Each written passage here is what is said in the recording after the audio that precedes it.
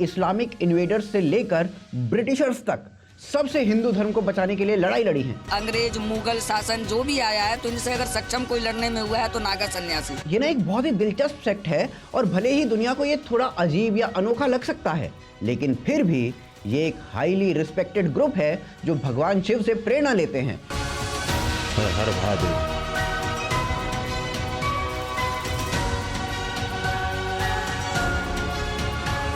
ये इसी महाकाल सेना की वजह से ना आज ना जाने कितने सोहन मोहन अब्दुल या क्रिस्टोफर बनने से बचे हुए हैं। तो आइए, बात तो सही है। के बाद 1751 में अहमद अली बंगस ने हिंदुओं को मारने के लिए प्रयागराज कुंभ पर हमला किया था। तब 50,000 नागा साधुओं ने बंगस की सेना को ऐसा फंगस लगाकर भगाया था कि वो वापस लौटकर नहीं आते।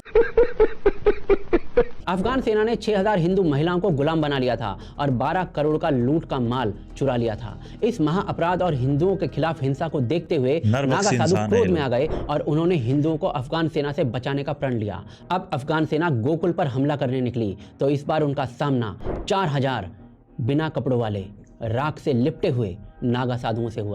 जान दे देंगे इसके लिए, क्या बात कर रहे हो आप?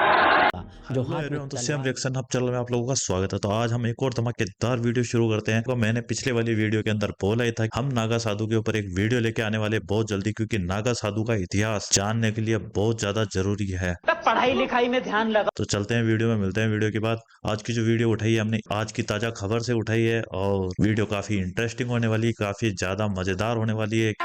अभी मजा आएगा ना भिड़ो। क्या आपने कभी किसी मुसलमान को किसी गाजी की खिल्ली उड़ाते देखा है? ऑब्वियसली नहीं। या कभी आपने किसी क्रिश्चियन को नाइट टेम्पलर का मजाक उड़ाते सुना है? ये भी नहीं। और क्या आपने कभी हिंदुओं को नागा साधुओं का मजाक उड़ाते सुना है? बिल्कुल सुना होगा, क्योंकि सेक्युलरिज्म की तरह ही ये बीमारी भी केवल हिंदुओं में पाई जाती है, जहां वो अपने ही धर्म के वॉरियर्स को डिमीन करते हैं, उनका मजाक उड़ाते हैं।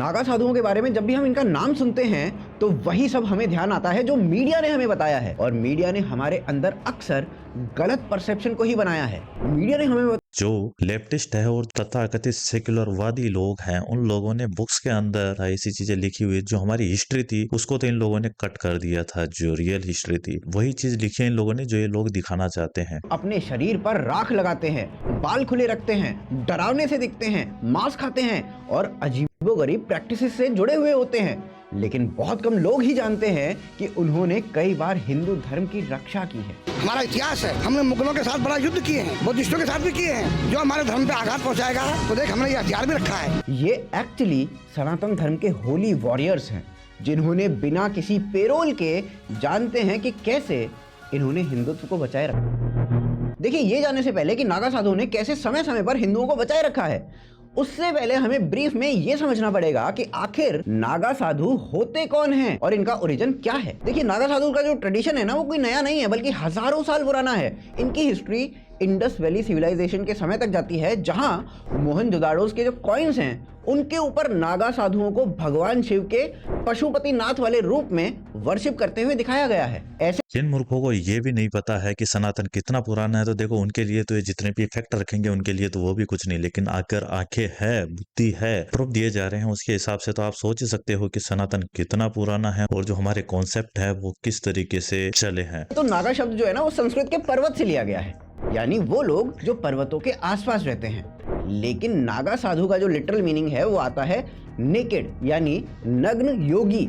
कई लोग ये भी मानते हैं कि नागा का अर्थ जो है वो नाग से निकल के आता है और इन्हें गार्डियन स्नेक, गार्डियंस भी बोला जाता है, जो भगवान शिव की पूजा करते हैं। इन्हें ना कलयुग में भगवान शिव का जीता जागता अवतार भी माना जाता है कई लोगों के द्वारा। किसी भी नागा साधु की फिलॉसफी ये होती है कि नागा का मतलब सैनिक, नागा का मतलब सेना भी होता है। देखो ये तो अलग अलग मानने वाले का है, लेकिन तात्पर्य यही है सब। शिव को पाने के लिए शिव बनना पड़ता है, और इसी कारण ये बहुत रेयर योगी होते हैं जो बहुत कठिन योग, बहुत कठिन तप करते हैं। ग्रीक लिटरेरी सोर्स की अगर माने तो अलेक्जेंडर और उसके जो सोल्जर्स थे ना, वो अपने इंडिया के स्टे के दौरान नागा साधुओं से मिलने गए थे। बुद्ध और महावीर भी नागा साधुओं की तपस्या और मातृभूमि और सनातन के प्रति उनकी भक्ति देखकर काफी इम्प्रेस्ड हुए थे। देखिए हमारे लोगों में प्रॉब्लम क्या है, जब तक कोई बाहर विदेशी अगर किसी चीज के अंदर कुछ लिखता नहीं है ना, जब तक तो हम मानते नहीं कि नहीं साहब ये हुआ होगा, जबकि उनसे कहीं गुना ज्यादा पढ़े लिखे ऋषि मुनियों ने पहले ही, कितने टाइम पहले ही हर चीज का आविष्कार कर लिया था, हर चीज दिखा दी थी लोगों को। ठीक है, जो लोग बाहर के लोगों को मानते हैं तो वो लोगों को भी पता तो लग ही गया होगा किस किसने क्या क्या लिखा है नागा साधुओं के बारे में।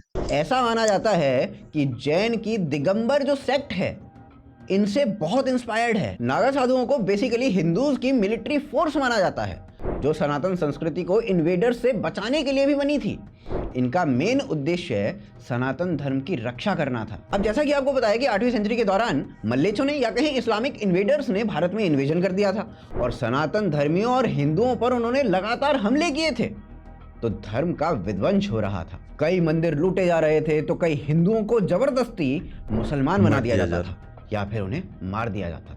और इसी कारणवश 8th सेंचुरी में कलाड़ी केरला में जन्मे आदि शंकराचार्य को यह रियलाइज हुआ कि भाई हिंदू धर्म को बचाने के लिए हिंदुओं को शास्त्र और शस्त्र दोनों का ज्ञान आवश्यक है, और इसीलिए उन्होंने सनातन धर्म की अपनी एक वॉरियर फोर्स बनाने का निर्णय किया, ताकि सनातन धर्म जो भारत की आइडेंटिटी और बेस है उसको डिफेंड किया जा सके। बस फिर क्या था, इसके बाद आदि शंकराचार्य ने 10वीं सन्यासी ऑर्डर एस्टेब्लिश किया, और इस ऑर्डर के ना 2 हिस्से होते हैं। पहला, शास्त्रधारी जो हमारे ग्रंथों का ज्ञान हासिल करते हैं, वो मठ आश्रम में रहते हैं और भगवा कपड़े पहनते हैं। और दूसरे हुए अस्त्रधारी जो हथियार धारण करते हैं, अखाड़ों में रहते हैं। बाद में यही अस्त्रधारी साधु नागा कहलाए, जिनको हथियार चलाने की ट्रेनिंग दी गई और इन्हें हिंदू धर्म की मिलिट्री फोर्स की तरह एस्टेब्लिश किया गया। अब कैसे बचाया इन नागा साधुओं ने भारत के इतिहास को और सनातन धर्म को, चलिए वो आगे देखते हैं। देखिए, नागा साधुओं द्वारा हिंदू धर्म की रक्षा के लिए युद्ध के इतने इंस्टेंसेस हैं कि वो सब बताते बताते राहुल गांधी सच में युवा नेता से बूढ़े नेता हो जाएंगे। परंतु अगर मैं कुछ मेन इंस्टेंसेस आपको बताऊं तो यही नागाज बेसिकली जरूरत पड़ने पर हिंदू सेना के वीर योद्धा के रूप में लड़ाई करते रहे हैं। जब महाराणा प्रताप मेवाड़ में अकबर के मुगल हमले के विरुद्ध लड़ रहे थे तो नागा साधुओं ने उनका साथ दिया था। ये जंग छपली तालाब और रानाकाड़ा घाट के बीच में राजस्थान में लड़ी गई थी, जिसमें मुगल सेना को हरा दिया गया था। आज भी वहां पर उन सन्यासियों की समाधि है जो अपनी जान की बाजी लगाकर महाराणा प्रताप का हिंदुत्व के लिए साथ दे रहे थे। इसके अलावा जब 1664 में औरंगजेब के जनरल मिर्जा अली तुरांग ने काशी विश्वनाथ पर अटैक किया था और काशी के मंदिरों को नष्ट करते हुए हिंदुओं को मारने के लिए फरमान सुना दिया था, तब भी हजारों नागाओं ने उसकी सेना से लड़ाई की और काशी विश्वनाथ मंदिर को बचाया था। और इस वॉर में नागा साधुओं ने औरंगजेब को इतनी बुरी तरीके से हराया था कि वापस से औरंगजेब ने 1669 तक हिम्मत नहीं की थी फिर से काशी पर अटैक करने की। नागा साधुओं द्वारा औरंगजेब की इस हार का मेंशन जेम्स जी नॉचेफेल्ड की book the illustrated encyclopedia of Hinduism volume 1 में किया गया है। पर औरंगजेब की हार की ये अकेली घटना नहीं थी। जब 1666 में औरंगजेब की सेना ने हरिद्वार के कुंभ पर अटैक किया था, वही अपने हिंदू धर्म को खत्म करने के रूटीन के चलते हुए, तो वहां पर भी नागा साधुओं ने औरंगजेब की सेना को फिर से हरा दिया था। वो लोग मुझे मार डालेंगे, वो लोग मुझे छोड़ेंगे नहीं। सुन कौन लोग?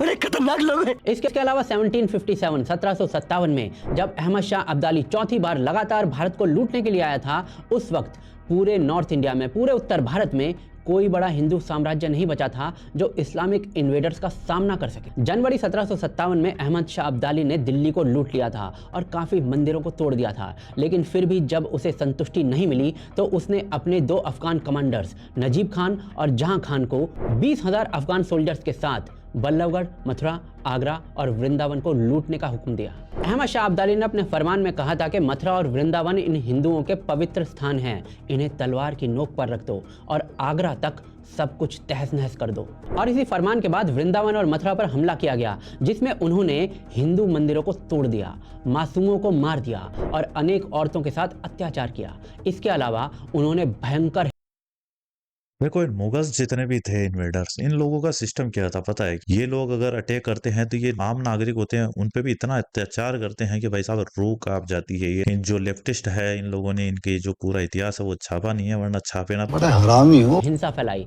जिसके कारण कई हिंदू महिलाओं ने अपनी इज्जत बचाने के लिए यमुना नदी में कूदकर अपनी जान दे डाली थी। वृंदावन की भूमि खून और मौत से गुथ गई थी। और कई घंटों तक उसकी बदबू आती रही थी। अफगान सेना ने 6000 हिंदू महिलाओं को गुलाम बना लिया था और 12 करोड़ का लूट का माल चुरा लिया था। इस महाअपराध और हिंदुओं के खिलाफ हिंसा को देखते हुए नागा साधु क्रोध में आ गए और उन्होंने हिंदुओं को अफगान सेना से बचाने का प्रण लिया। अब अफगान सेना गोकुल पर हमला करने निकली तो इस बार उनका सामना 4000 बिना कपड़ों वाले राख से लिपटे हुए नागा साधुओं से हुआ जो हाथ में तलवार लिए हुए थे। अफगान सैनिक जब नागा साधुओं के सामने आए, चिता की भस्म से रमे चेहरे और जटाधारी साधुओं को देख उनके कलेजे कांप गए। अफगान सेना इन नागा साधुओं को हल्का समझ रही थी। उन्हें लगा कि ये नंगे लोग उनके वेल ट्रेंड आर्मी का क्या ही। तो कि नागा साधु क्या करते हैं, शमशान में रहते हैं, राख लगाते हैं, ये लोग क्या ही कर लेंगे। ये अपने पूरे परिवार का त्याग कर देते हैं, अपने जीते जी अपना पिंडदान कर देते हैं। इनको मरने से कोई भय नहीं है और जो लोग मरने से नहीं डरते उनके लिए अपना धर्म ही सर्वोपरि होता है। उखाड़ लेंगे, लेकिन कुछ ही घंटों में नागा साधुओं ने उन्हें हरा दिया था। इस युद्ध में नागा सैनिकों की 4000 की आर्मी ने अकेले 5000 से ज्यादा अफगान सैनिक मार दिए थे और अनेकों को बुरी तरीके से घायल किया था। ये सेना 50,000 की आई थी अफगानियों की। और जब ऐसा हो गया तब आखिरकार सरदार खान को समझ आ गया कि नागा साधु अपने धर्म और देश की रक्षा में कभी भी जान दांव पर लगा सकते हैं, जिसके कारण अफगानियों को अपनी सेना के साथ वापस रिट्रीट करना पड़ा था।